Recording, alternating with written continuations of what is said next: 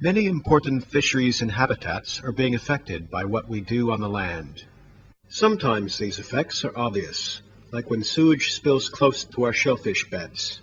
Sometimes they take years to show up, like when mud and silt slowly smother crucial nursery grounds.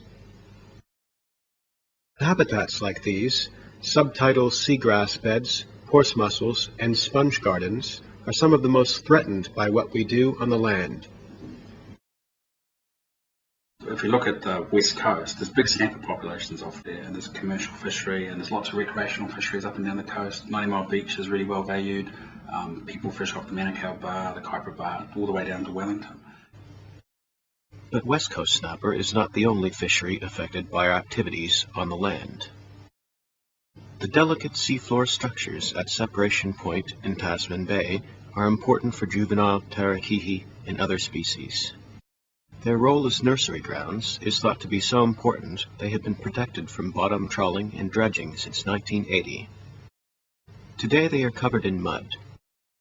This sort of damage to these environments reduces their ability to produce the very things we value.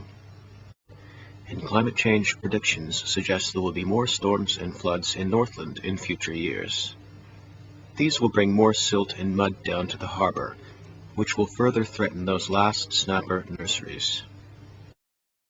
To heal this damage, we must all work together, because ecosystems do not recognize human boundaries. If you're a fisherman, the story here is that if you want to maintain a healthy fishery and enjoy everything that comes from that, then you really need to start looking at how are people protecting the environment that's actually producing those fish. To protect these habitats, we must protect the land.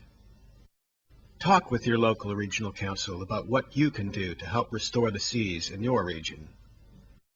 Plant and fence streams and waterways on your property. Get involved in a local harbor care group. Or wash your car on the lawn to keep chemicals out of the ocean.